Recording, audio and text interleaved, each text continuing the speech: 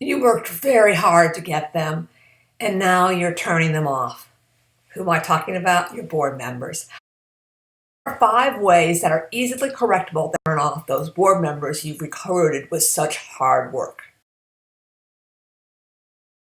Now, with Zoom and with other meetings in person, we have traffic and we have Zoom complications. We tend to want to wait and be kind to people who are struggling. Don't do this. Yes, give them a minute, 2 minutes, 3 minutes, but you want to train your board members that when you say 9:30 or 5:30, whatever your hour is, it's going to start then, because they will align their behavior towards that start time. They will become, and don't want to be late and embarrassed, they'll start a few minutes earlier and make the transition into your meeting. If you start on time and there's no quorum, that's often a concern, you can go ahead and do for your information agenda items. Failure to use a consent agenda. Now, a long time ago, I worked for Sarasota County, and the county commissioners, like your board, have way too much to do in their allotted time, usually an hour, 90 minutes. What they would do is put all the items that they would assume that people would probably agree should be done, audits, budget sometimes, grant applications, policy, minor policy changes, approval that the state says you have to do, et cetera, et cetera, et cetera. All those items get packed at the beginning of the meeting under a consent agenda. And then in your meeting, you say, we move approval of the consent agenda. You have a board member do that. Someone seconds it. And then if there's any discussion, someone says, no, we must pull number 3 off. You pull that off, but everything else gets approved. This was brilliant in the county, because then all the staff members who had come to see, they had an agenda item, they could all leave and go back to work within 5 minutes often.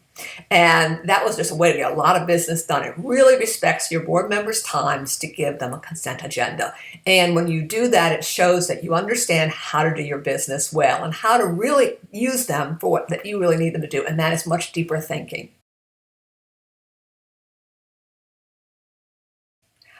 The third way that people get turned off as board members is when no one controls the conversation hog. You have been in the meetings. I was in one last week where people just went on and on and on. 2 people wanted to have a whole conversation and took over the meeting.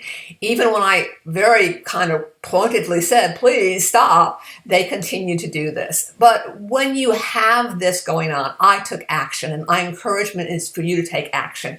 You can say things like, excuse me, there's so much information.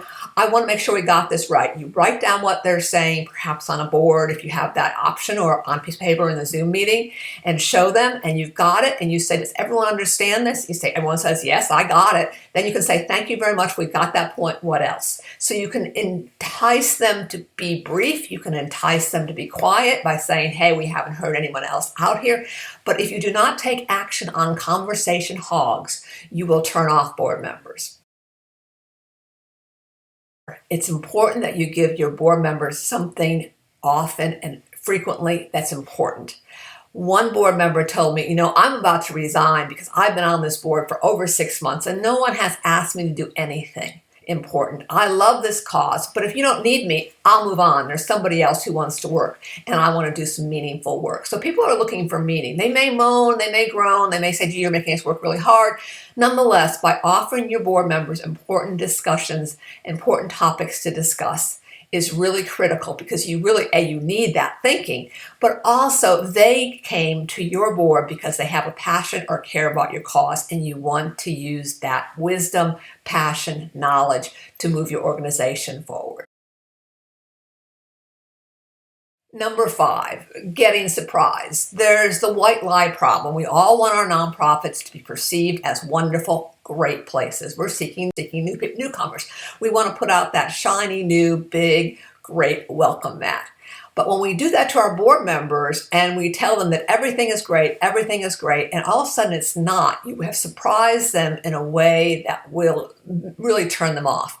In other cases, you have not told them white lies, you have them engaged, you're doing these things, you're engaging them in active, meaningful conversation, but something happens and it surprises them. It gets out into the news. You had it under control, or you forgot about the board because you were so busy putting out the fires. In that case, you surprise them. When you surprise a board member, especially in a negative way, their reputations are online. They've often gone into this opportunity to help you to do something good, and all of a sudden it's turned sour. They also, you have broken their trust.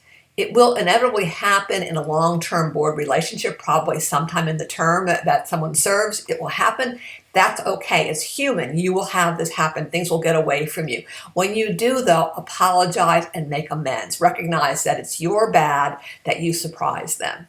So I'm Karen Eber-Davis. There's more in the links below and on my website.